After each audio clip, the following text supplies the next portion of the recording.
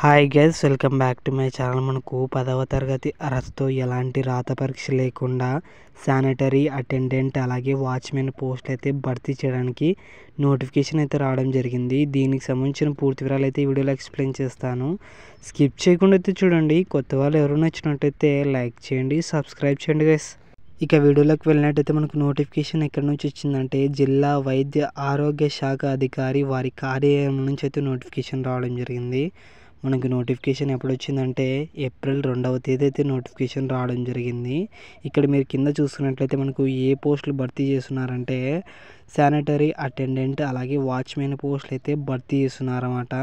ఇక్కడ మీరు చూసుకున్నట్లయితే దీనికి క్వాలిఫికేషన్ చూసుకున్నట్లయితే 10th క్లాస్ పాస్ అయిన వాళ్ళందరూ అప్లికేషన్స్ అయితే పెట్టుకోవచ్చు అనమాట.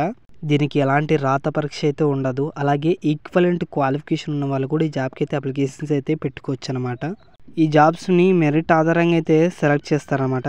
ఇక నెక్స్ట్ అప్లికేషన్ ప్రాసెస్ ఎలా చేసుకోవాలంటే ఇక్కడ మీరు చూసుకున్నట్లయితే మనకు గవర్నమెంట్ ఆఫ్ ఇండియా ఈ మొత్తం అయితే ఫుల్ఫిల్ చేయాలన్నమాట. ఈ పేపర్ని మొత్తము మీరు PDF డౌన్లోడ్ చేసుకొని ప్రింట్అవుట్ తీసుకొని అయితే రాయాల్సి ఉంటుందన్నమాట.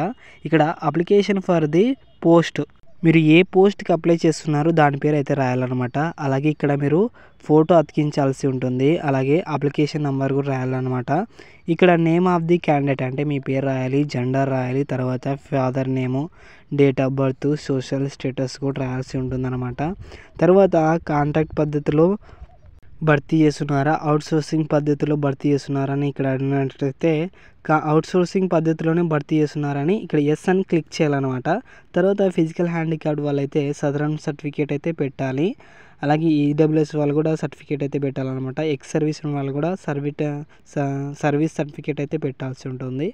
ఇక్కడ మీరు మొబైల్ నెంబర్ కూడా రాయాలన్నమాట.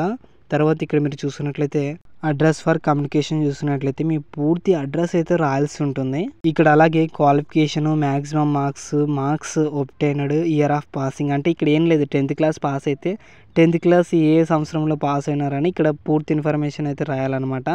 తర్వాత మార్క్స్ ఎన్ని వచ్చినాయి, మార్క్స్ ఎన్ని పాయింట్స్ వచ్చినాయి, ఇక్కడ మార్క్స్ ఆఫ్ మ్యాక్సిమం దగ్గర అయితే రాయాలన్నమాట. మార్క్స్ ఒబ్టైన్ కార్డ్ కూడా రాయాల్సి ఉంటుంది. ఇక్కడ మీరు చూస్తున్నట్లయితే కింద నేమ్ ఆఫ్ ది ఇన్స్టిట్యూట్ అంటే మీరు ఇన్స్టిట్యూట్లోన అంటే మీరు ఏమన్నా సర్వీస్ చేసి ఉంటారు కదా, దాని సర్వీస్కి గాను ఇవన్నీ ఫుల్ఫిల్ అయితే చేయాలన్నమాట. నేమ్ ఆఫ్ ది ఇన్స్టిట్యూట్, మీరు ఎక్కడ పని చేసినారా, అవుట్సోర్సింగ్ పద్ధతిలో పని చేసినారా, లేకుంటే మీరు రూరల్ ఏరియాలో ఉంటారా, అర్బన్ ఏరియాలో ఉంటారా, అదంతా పూర్తి రాయాలన్నమాట. తర్వాత పీరియడ్ ఆఫ్ సర్వీస్, మీరు ఎన్ని సంవత్సరాల నుంచి ఎన్ని సంవత్సరాల వరకు, ఒకవేళ 2025 నుంచి 2026 వరకు చేసింటే ఇక్కడ మీరు రాయాల్సి ఉంటుందన్నమాట. 2024 నుంచి 2025 వరకు రాసినామని ఇక్కడ రాయాల్సి ఉంటుందన్నమాట.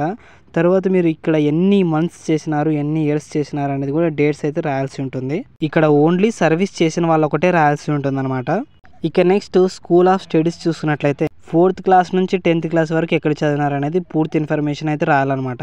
4th క్లాస్ ఏ సంవత్సరం నుంచి ఏ సంవత్సరం వరకు చదివినావు, అలాగే స్కూల్ నేమ్ ఏంటి, అలాగే టౌన్ నేము, అలాగే డిస్టిక్ నేము, ఇలాగా 4th class, 5th class, 6th class, 7th class, 8th class, 9th class, 10th class అన్నీ రాయాలన్నమాట. ఇక్కడ కూడా మీ పేరు అయితే రాయాల్సి ఉంటుంది. ఇక్కడ మీ పేరు రాసి ఇక్కడ మీ సైన్ అయితే చేయాలన్నమాట. ఇవన్నీ ఫుల్ఫిల్ చేసి అయితే విశాఖపట్నం DMHO ఆఫీస్లో మీరు ఇవ్వాల్సి ఉంటుందన్నమాట. లేదంటే స్పీడ్ పోస్ట్ చేసినా రిజిస్టర్ పోస్ట్ అయినా చేయొచ్చు.